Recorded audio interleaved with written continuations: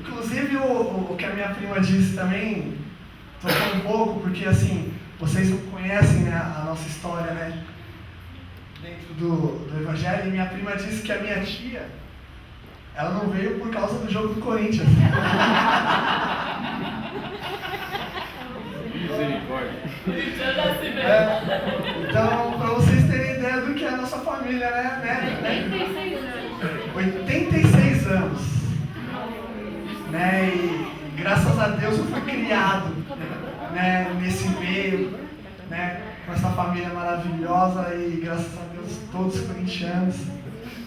E assim, resumidamente, essa minha tia era tão abençoada que foi por causa dela, né, que se estendeu uma série de conversões a Cristo, inclusive a minha, inclusive a da minha mãe, né? A minha tia foi a pioneira e ela levou os filhos, levou os sobrinhos, né, e chegou até a mim e graças a Deus, né, Deus usou a minha vida também. Não quero usar isso não, cara. Nossa, parece que eu vou dar palestra, mano. Né? Então dá o celular aí pra ficar mais chique. Né? Então, assim, e não só a mim, mas a outros, né? Muitos se achegaram diante de Deus. Porque se a gente for fazer a conta aí, veio eu, veio a Ju, veio a minha sogra, né? A sobrinha da minha sogra está com a gente. Aí veio a família da Lu, né, que é filha da minha sogra. Então, olha a dimensão, né? Se a gente for parar para ver, a tia Maria, ela é como Abraão. Graças à vida dela, Deus atingiu a vida de muitas pessoas que ela nem imagina. Que é o caso da minha sogra.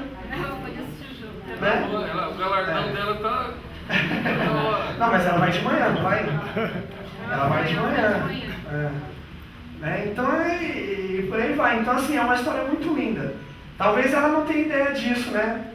O dia que eu tiver a oportunidade, eu vou falar disso para ela. Graças à vida dela, Deus salvou muitas pessoas. Né? Então, assim, agora para a gente começar, eu queria que todo mundo desse a mão para quem está do seu lado.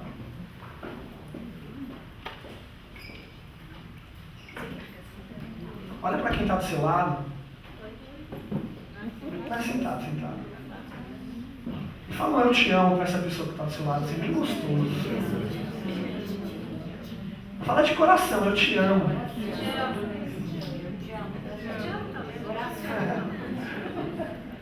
Vamos começar a nossa reunião, sabe? Com um quebra-gelo bem gostoso, dizendo eu te amo. É tão bom falar eu te amo. É tão bom falar eu te amo de coração. Né? É tão bom você saber o quanto você é amado. Não é verdade? Então, eu me sinto tão bem ser amado. Então, vamos lá. Vamos abrir as nossas Bíblias.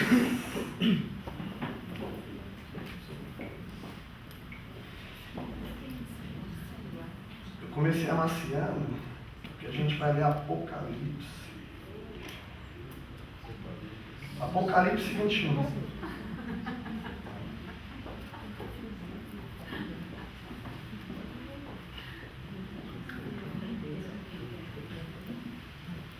Tem muito irmão que tem medo de ler Apocalipse, né? Mas o que a gente vai ler aqui não vai dar medo, não.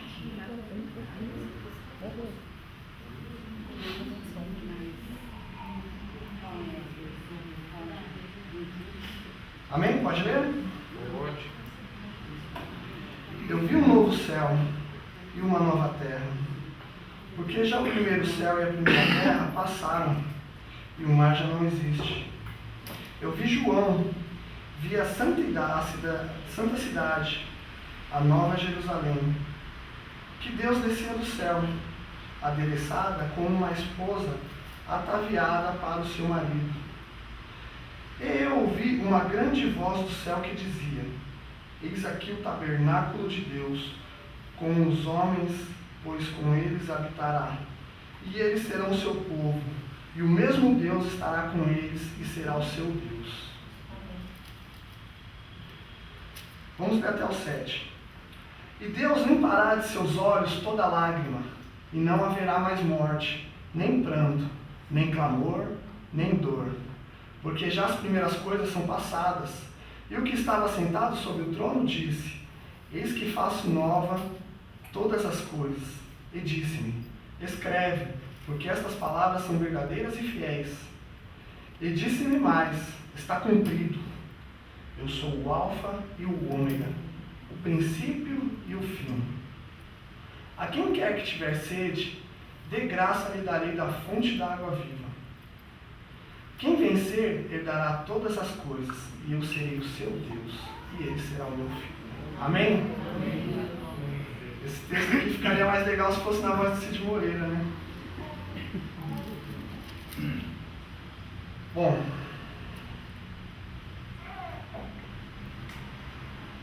quero que vocês coloquem a mão no coração e perguntem para si mesmos: qual é a sua relação com Deus? Pode perguntar. Qual é a minha relação com Deus? Qual é a sua relação com Deus? Amém? Bom, para a gente começar, a gente pode começar com avaliações e análises. Uma coisa assim que eu não tinha ideia, né, do que eu fosse trazer hoje, né? E aí, conversando com os meus amigos sábios, né, e prestando atenção nos cultos passados, eu recebi o mesmo conselho. Né? Um amigo sábio me falou: fala que você tem vivido com Deus. E um outro amigo sábio, a semana passada, disse a mesma coisa, né? Vou trazer uma palavra do que eu tenho vivido com Deus. Né? Então é isso. O que tem chamado minha atenção nos últimos dias é isso. Qual é a minha relação com Deus? Como é que eu estou vivendo o meu dia a dia? Como é que eu estou vivendo, sabe? Mostrando para as pessoas o que é Deus na minha vida, como eu estou me comportando. Né? E essas coisas têm chamado minha atenção porque, assim, o que eu vejo, que nem todos têm essa mesma preocupação. Sabe, de carregar o nome de Deus, né? De estampar, ou como diz na Bíblia mesmo, levar na testa o nome. Né? Erguer a bandeira do Evangelho e declarar mesmo de coração: ó, eu sou cristão. Então, como a gente tem levado o nosso dia a dia? Qual é a nossa relação com Deus? Então, assim, o que eu queria começar a enfatizar é o seguinte: que nós, primeiro de tudo, nós não temos que ter vergonha do Evangelho, vergonha de se dizer cristão, vergonha de agir como um cristão e vergonha de falar como um cristão. De repente a gente não tem tido vergonha, mas tem sido omisso nas coisas de Deus. O que Deus tem nos dado a oportunidade de falar, e de repente a gente se cala, de repente a gente se trava. E se a gente ler aqui um pouquinho mais para baixo do texto, ele vai ditar muito bem o que é necessário e não para se conseguir conquistar este reino. Porque o que a gente acabou de ler aqui? Eu vi um novo céu e uma nova terra, porque já o primeiro céu se passaram e o mar já não existe. E eu, João, vi a santa cidade, a nova Jerusalém, que Deus descia do céu, adereçada como uma esposa, atrativa para o seu marido. Ou seja, qual é o foco do cristão? Por que vocês estão aqui hoje? Eu já disse isso algumas vezes e vou continuar dizendo. O meu foco como cristão é atingir a salvação. É nisso que eu acredito. É isso que eu busco. É isso que tem me mantido firme e forte. O que me faz ter esse desejo de estar aqui? É de acreditar que um dia eu vou ser salvo. E se essa não for minha meta, eu posso enfraquecer. Por quê? Porque a minha confiança está em Deus. O meu coração está voltado para Deus. E por que eu disse para vocês que se eu não tivesse foco eu posso cair? A palavra diz, maldito é o homem que confia no homem. E se eu for para a igreja confiando no homem, o homem pode me decepcionar. O meu amigo pode me decepcionar. As pessoas que eu amo podem me decepcionar. Porque o homem é falho. Não é verdade? Então, quantas pessoas a gente tem visto cair? Por quê? Porque confiava no homem. Porque se desiludiu, se decepcionou com algumas atitudes. Quantas pessoas não saíram por causa da Renascer por causa das atitudes dos pastores? É um fato. Não é um fato? Quantas pessoas não saíram da Universal porque ouviram algumas matérias do Edir Macedo? É um fato.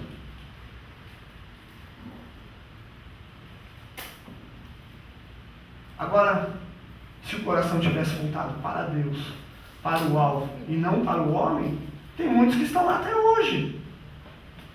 Então assim, para nós não importa quem é certo, quem é errado, quem, sabe? Não é isso que eu quero comentar. Se está certo ou está errado, se pode ou não pode. Tá? O que eu sei é que lá tem pessoas que são de Deus. O que eu sei é que no catolicismo tem pessoas que são de Deus.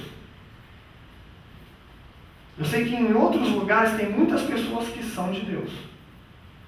De repente, com o coração enganado, a gente sabe que tem pessoas que são desprovidas de cultura e é fácil, sabe, de manipular, de entrar na mente, tudo, mas tem um coração bom.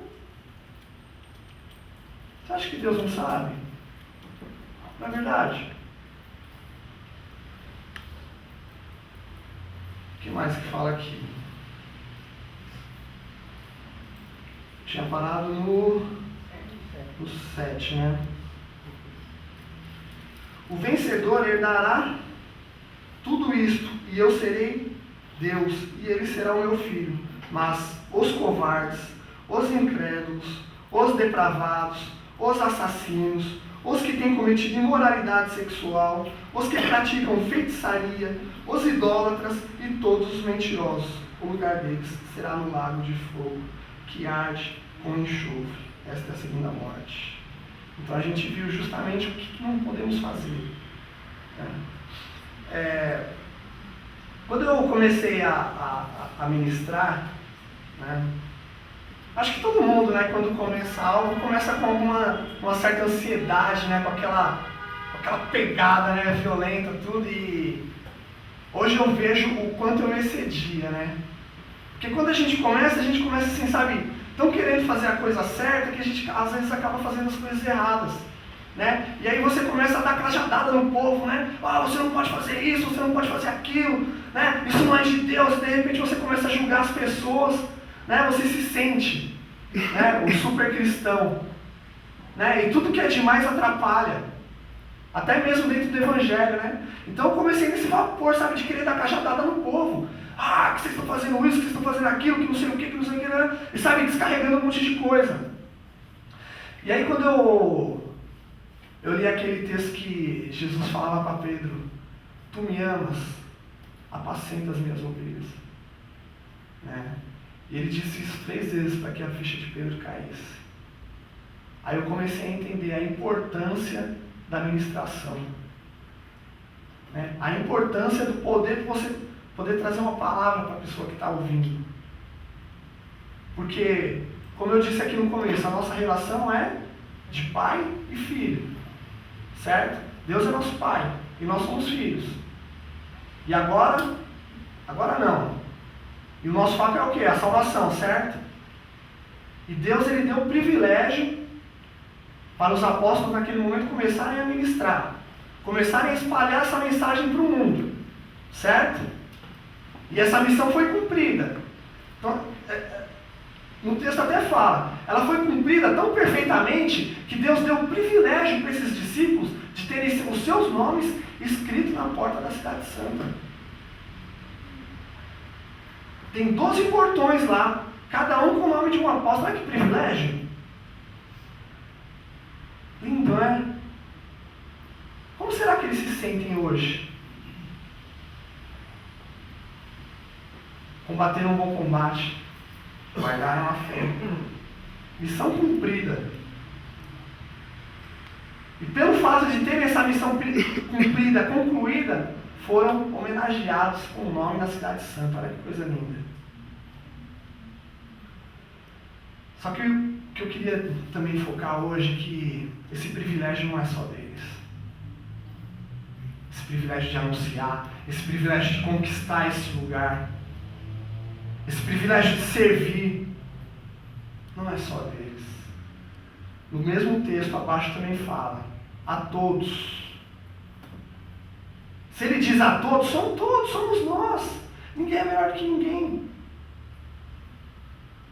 Então eu comecei a entender isso. Às vezes eu me apoiava muito, sabe, nos líderes, eu me apoiava muito na minha pastora. Sabe, qualquer coisinha, pastora. Se alguém caísse demoniado, ia chamar a irmã de oração. Nossa, demorou para entender que todos nós somos capazes. Amém. Todos nós, não tem exceção não. Não é só o pastor que pode expulsar. Eu tenho um exemplo também da minha tia. Minha tia ela teve um problema grave de saúde. E o namorado da minha prima chamou um pastor para orar por ela, não é, tia? Se ele entendesse, ele mesmo orava. E Deus ia agir do mesmo jeito. Mas amém. Agora, eu sei porque muitas pessoas se escoram nos líderes e nas autoridades. Porque não se acham capazes. Porque acham que não estão prontas. Porque acham que não conseguem. Queridos, eu vou ler de novo aqui, ó. O vencedor herdará tudo isto, e serei o seu Deus, e ele será o meu filho. Mas os covardes, o primeiro que ele citou aqui, ó, os covardes. Deixa eu ver se tem os tímidos também. Em outra tradução é tímido. Né? Então é porque eu li no celular, tá tímido, né? Quando eu li isso, como me marcou? Porque tá aqui minha mãe, tá aqui meus parentes, eles sabem o quanto eu era tímido. A dificuldade que eu tinha para falar. Muitas vezes quando eu casei com a minha esposa, eu falava para ela, eu não gosto de conversar. E a Jo, para quem conhece, né, é abençoada com palavras, né? Não para um minuto, não tem nem jeito. Glória. E ela, naquela ansiedade, sabe, eu chegava do serviço, e ela, naquela ansiedade de me ver, né, e saia parando um monte de coisa, amor, aconteceu isso. Quantas vezes eu falava para ela, não gosto de conversar, para de falar, né? Hoje eu entendo que é necessário que eu converse, que é necessário que eu me exponha, que é necessário que eu, sabe, transmita aquilo que Deus tem colocado no meu coração, porque o meu foco é a salvação. Eu não posso me calar, eu não posso me travar. Também sempre tive poucas amizades, justamente por isso. E as que eu tinha também eu mal conversava, né? Os durão. Só que Deus, ele é tão bom que ele transformou, ele entrou no meu coração e ele, sabe, fez com que eu enxergasse essa necessidade. De tão tímido que era, acho que hoje a gente é o casal que frequenta a casa de todo mundo. Onde chama a gente vai. Arroz de festa mesmo. Eu quero dizer para vocês que é tão bom poder se relacionar com todos, sem exceção. Sabe, poder penetrar em todas as panelas. A gente entra em todas as panelas. Isso tem feito um bem tão grande para a gente. Isso tem transformado a minha vida. Isso tem transformado o meu dia a dia. Hoje mesmo, a gente estava em Santos. Eu subi na escada e tinha um rapaz e um filho Entrou no apartamento, eu já, tudo bem? E aí, beleza? Na praia andando.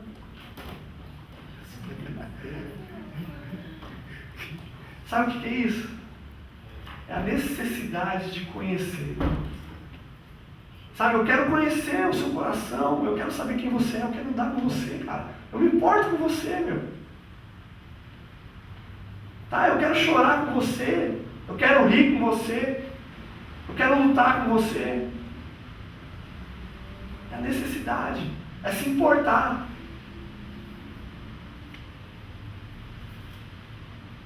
No dia do aniversário da Letícia também é a mesma coisa.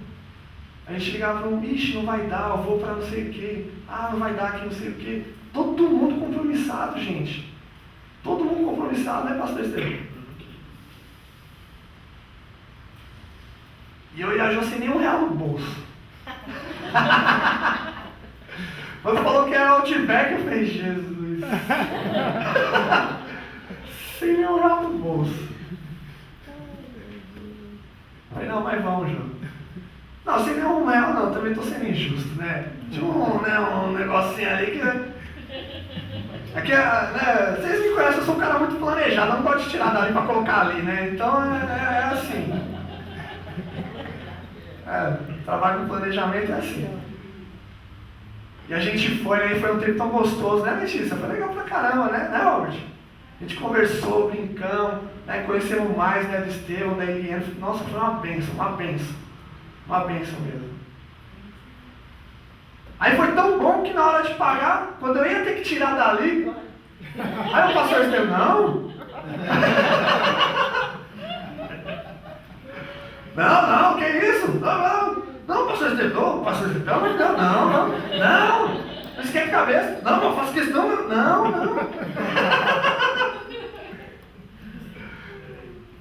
E a gente foi abençoado, foi um tempo maravilhoso. Então é assim que a gente vai levando, gente.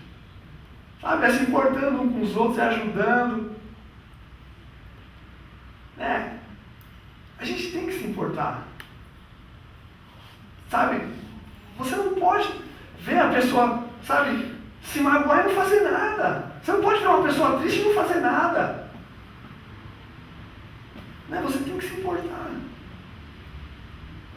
Né? A gente acabou de ler aqui um monte de coisa que não pode. Agora, se a gente for ler o que pode, o que Cristo falou para os seus discípulos quando ele subiu? Foi os 10 mandamentos? Não foi. Não foi. O que ele disse? Amar a Deus sobre todas as coisas e amar o próximo como a si mesmo. Tão simples. Tão simples. E a gente tem visto isso hoje em dia? Tem acontecido isso hoje em dia? Não tem.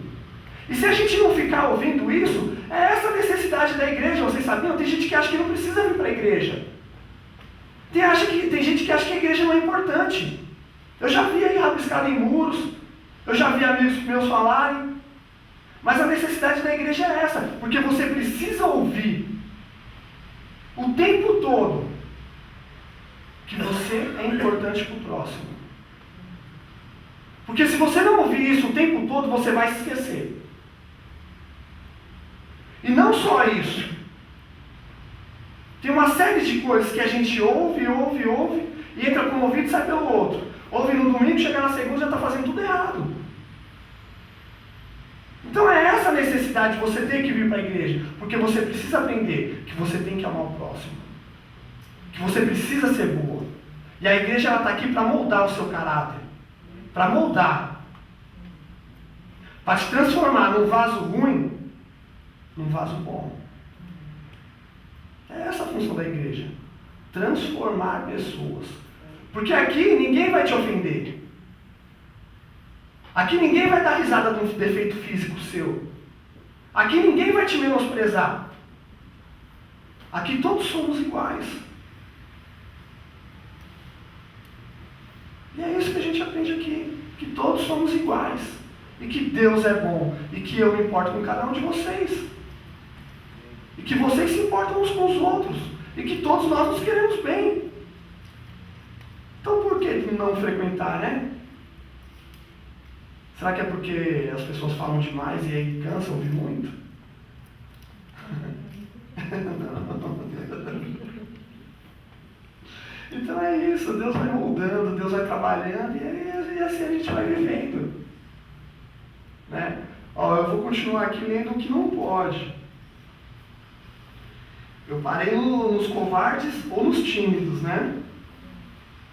Nos incrédulos.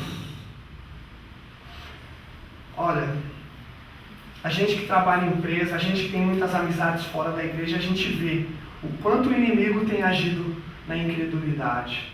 Né? O quanto o inimigo ele tem trabalhado na vida das pessoas para que elas se tornem incrédulas. Porque hoje a gente vê que as coisas estão ficando muito acessíveis. Né? As pessoas têm acesso à internet, as pessoas têm um celular legal, né? Tem muitas escolas boas. Né? Antes, quando eu tinha meus 18 anos, para fazer uma faculdade tinha que ter grana. Hoje já dá para fazer uma faculdade de graça.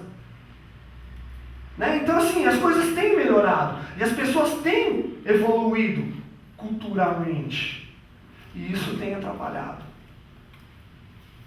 Nem todos, não vamos generalizar, mas tem atrapalhado. Justamente por isso, porque aquela pessoa começa a correr atrás, começa a lutar e se esforça para passar no vestibular.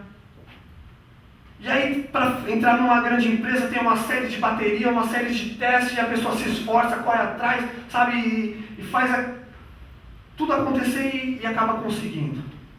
Aí começa a ser bem sucedido financeiramente, começa a evoluir, e aí venceu. Lutou pra caramba e venceu. E acha que Deus não está naquele meio. Acha que Deus não deu força. Acha que Deus não deu disposição. Acha que Deus não trabalhou também na mente. E ó, soberba. Eu já ouvi muito isso. O que eu tenho fui eu que consegui. Foi nada que Deus não me deu nada, não. Incredulidade. Porque por se esforçar tanto, acha que Deus não existe, gente. Só que aí as pessoas começam a entender o poder de Deus quando precisa. Porque enquanto a gente está bom, enquanto a gente está andando, enquanto a gente tem saúde, eu sou. O poderoso sou eu. Mas a partir do momento que cai numa cama e que não consegue nem andar, aí começa a entender a sua incapacidade.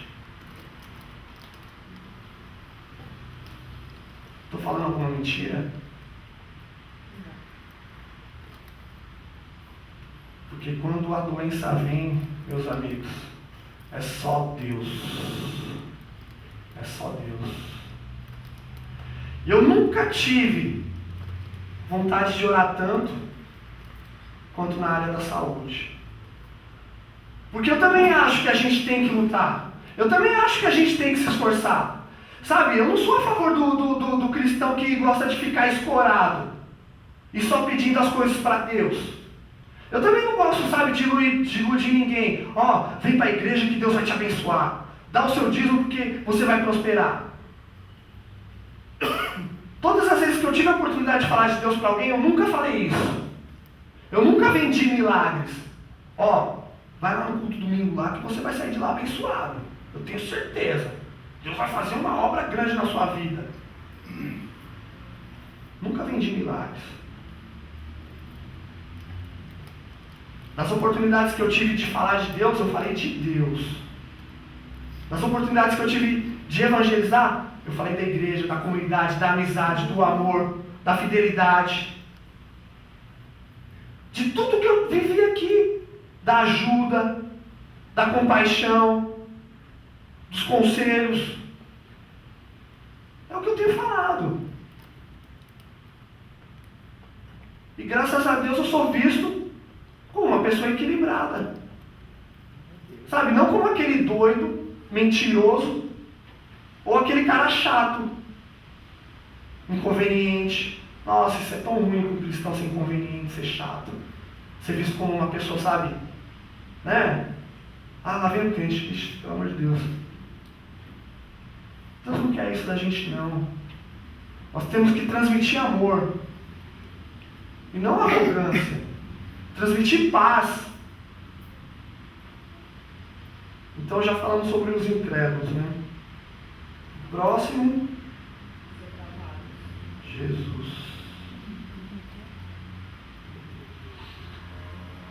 Quem já assistiu aquele filme lá do... Como que é o nome? Do bombeiro lá que era viciado em Prova de Fogo. Alguém já assistiu Prova de Fogo? Só que ele não era um cristão, né? Então assim, uma pessoa que não é cristã já é feia, imagina com um cristão. Né? Acho que no nosso meio, graças a Deus, eu nunca vi isso. Né? Assim, mas eu já vi amigos meus desrespeitarem, sabe, as suas esposas com comentários. Né? Passar uma mulher ali na televisão, ali, nossa, e falar né, na frente da esposa, gente. E não foi uma vez não, era várias, né, João? Eu olhava assim e falei, meu, que casamento é esse, gente? Como é que um cara tem coragem de desrespeitar a mulher, né? Lógico que não é nem bonito você ser discreto, né? Dar uma olhadinha ali discretamente, tudo, mas, pô, descaradamente na frente da mulher, gente. Então, é triste quando acontece isso, tá? Graças a Deus aqui com a gente isso nunca aconteceu, nunca vi, né? Ninguém desrespeitar ninguém, nunca vi ninguém comentar de nada assim, né? Então, eu vejo que o casamento ele é uma bênção de Deus, né? Tá ali o link, casando agora. Minha mãe sabe o quanto a minha vida melhorou depois que eu casei, o quanto eu melhorei como pessoa depois que eu casei, né? E o quanto a gente vive bem, a nossa relação é tão boa, tão difícil de ter brigas, às vezes tem, mas é muito difícil. Justamente por isso, porque a gente se respeita. Sabe, eu jamais vou olhar para uma mulher na frente dela, eu jamais vou falar de alguma outra mulher na frente dela, porque eu tenho esse respeito por ela. Eu não quero magoar ela, é minha esposa. Sabe, é ela que cuida de mim, é ela que faz a comida que eu como, é ela que cuida das minhas roupas, é ela que cuida da minha casa. Mais ou menos.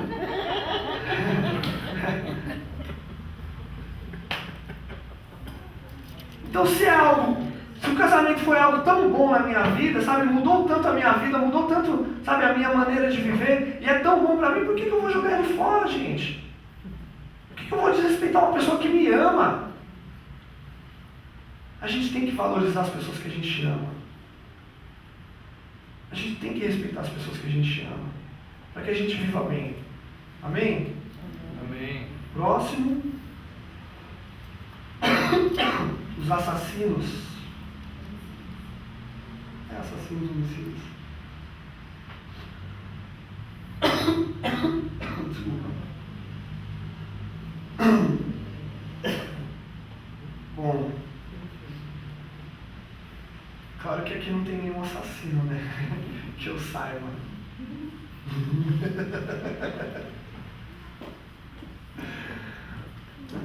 Mas às vezes a gente tem que medir as nossas palavras também. Já que não tem nenhum assassino aqui, então eu vou usar um outro termo, né?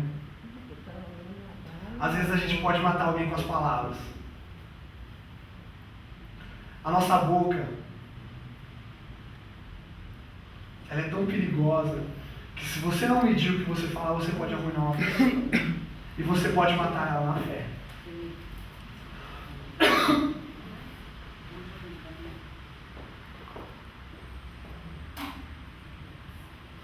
É por isso que eu falei para vocês que é um privilégio você anunciar a palavra de Deus. Porque o poder da vida e da morte está na sua língua também. Você pode tanto evoluir uma pessoa espiritualmente, quanto como você pode derrubar. E aí, acho que foi no PG que eu falei pro que era que, sabe, eu cresci ouvindo tantas coisas assim, sabe? Tantas manipulações espirituais, tanta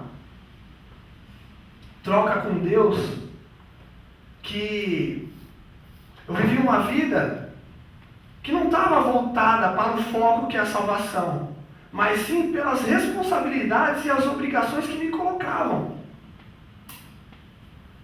Às vezes eu ia para a igreja não com aquela sede de poder sentir, sabe, aquele louvor gostoso e sentir Deus entrar no meu coração, de poder abraçar o próximo e falar que eu amava.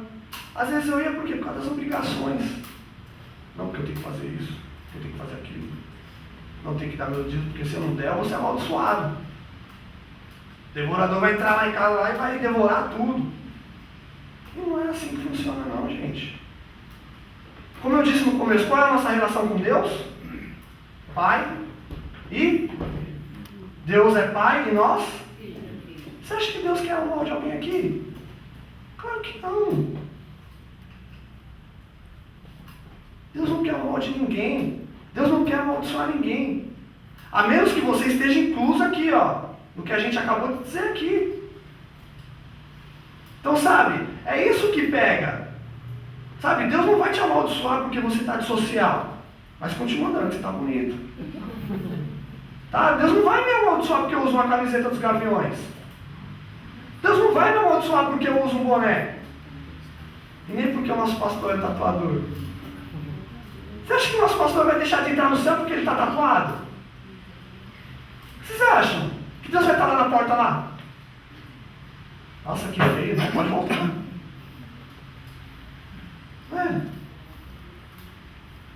Nossa relação é o quê? Pai e filho. Então tem certas coisas, sabe, que não vai te impedir de entrar no céu. Não vai mesmo. Não vai ser uma rasteirinha, um tênis, uma calça larga, uma bermuda, nem mesmo uma tatuagem. Agora nós vimos aqui que tem coisas aqui que para Deus é abominável. Amém? Está dando para entender a mensagem? Eu estou falando alguma bobagem? Então, demorou para mim entender também, sabe, esse equilíbrio de espiritualidade. Demorou. Mas graças a Deus eu entendi. Porque eu vou falar para vocês, é horrível você viver uma vida, sabe, regrada. Isso aqui não pode. Não, Deus me livre, isso aqui também não pode. Sabe, e você vai para lá e não chega em lugar nenhum. Não pode, não, Deus me livre, não pode. Você não se relaciona.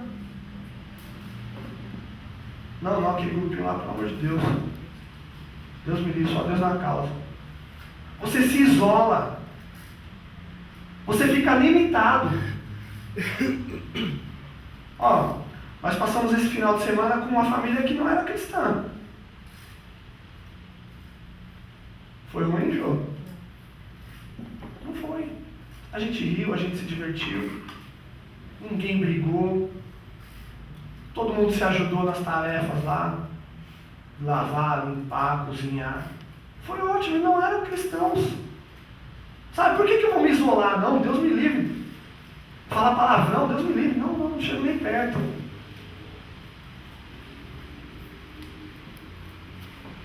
Pelo contrário, quando a gente se aproxima das pessoas que não conhecem a Deus e você começa a transmitir tudo que Deus tem te dado, você começa a fazer diferença.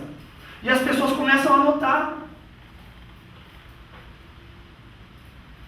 E se elas te respeitarem, elas vão ouvir o que você vai falar. E é isso que aconteceu. As pessoas ouvem. Elas gostam. Umas até de vez em quando vai na igreja, tudo, né? Já vieram aqui no PG também. Né? A Sávia está firme lá no bola. Aí, ó, que bênção. A Sávia está firme lá no bola de neve. Está lá, amém. Mas está firme, graças a Deus. Mais uma vitória para Cristo. Acabou nos assassinos? Não, ele fala de novo da imoralidade sexual. Os que praticam a feitiçarias, e os idólatras, e todos os mentirosos. Acho que de tudo que a gente leu, acho que o pior está aqui, né?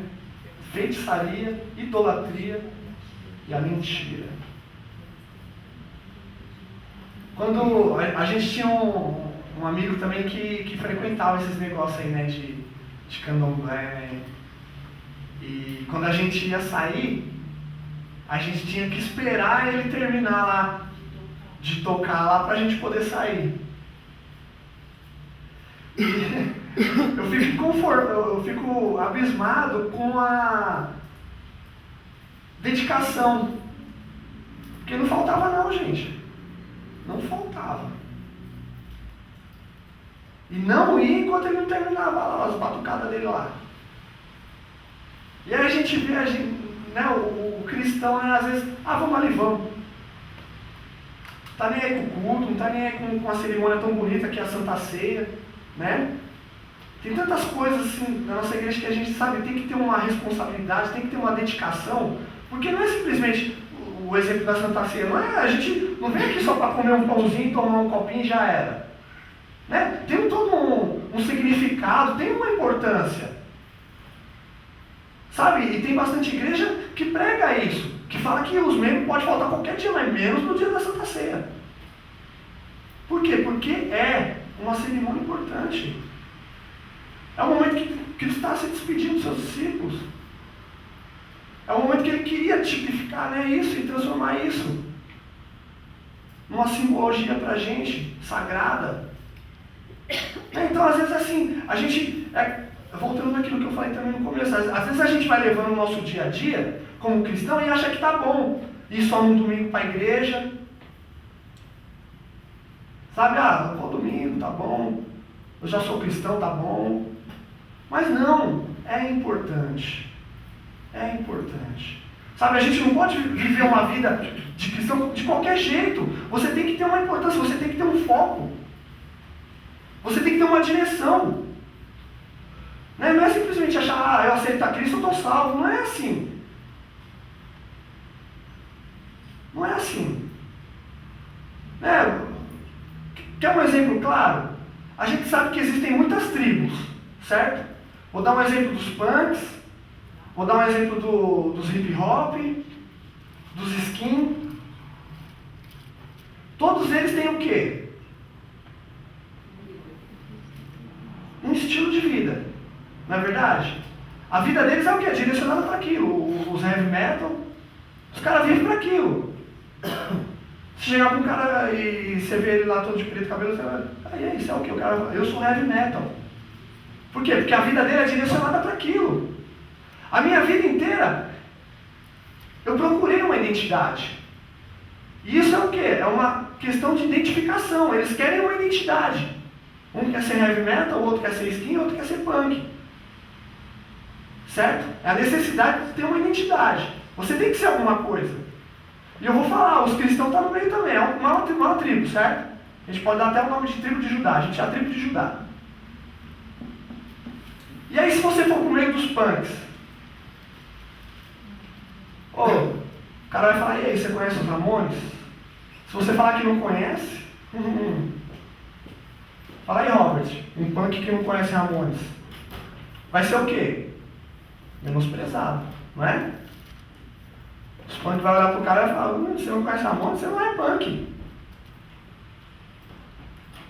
Se você for lá pros skins lá, você conhece Core Skins? Não, não conheço. Vai ser menosprezado. Por quê? Porque eles têm ideologias, não tem? E a gente até não concorda com algumas delas, certo? Mas eles têm. A vida deles é voltada para aquilo. Eles têm um ideal. Agora, e o cristão? Chega aqui e não conhece a Deus. A diferença aqui é se a gente não menospreza, a gente abraça. A gente abraça. E a gente ensina, e a gente discipula, e a gente cuida. É essa a diferença. Aqui a gente não vai agredir ninguém. Como eu já vi. Já vi gente ser agredida porque não conhecia a tal banda. Já vi. Já vi gente sendo agredida porque não concordava com o tipo de ideologia. Eu já tive amigos punks e amigos skins, e aí virou aquela bagunça. Mas aqui não. Aqui a gente conhece a Deus, e aqui a gente quer transmitir essa mensagem de paz para aqueles que não conhecem. Amém? Amém. Vocês gostaram da mensagem? De coração? Eu adorei, porque Deus falou comigo de uma maneira assim especial. Então, sabe, nesse mesmo espírito, para resumir, né, eu queria deixar bem claro que o nosso foco é a salvação. Tá? Que a gente não está aqui, sabe, só para passar o tempo. Que a gente não tem que estar aqui só para agradar ninguém. A gente tem que vir de coração. Sabe? Isso tem que ser importante para a gente. Porque o nosso foco é a salvação. Porque um dia a gente quer estar nessa cidade tão linda. Vocês querem que eu leia o que nos espera? Nas portas estavam escritos os nomes das 12 tribos de Israel. Havia 3 portas, o oriente, 3 ao norte, 3 ao sul e 3 ao ocidente. O muro da cidade tinha 12 fundamentos, e nele estava o nome dos 12 apóstolos do Cordeiro, aquilo que eu falei, ó. O anjo que estava comigo tinha como medida uma vara feita de ouro para medir a cidade, suas portas e seus muros. A cidade era quadrangular. Aí, dona Graça. De comprimento e largura iguais.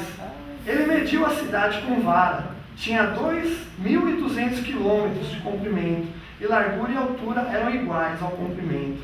Ele mediu o muro e deu 75 metros de espessura, segundo a medida humana que o anjo estava usando. O muro era feito de jaspe, e a cidade era de ouro puro, gente.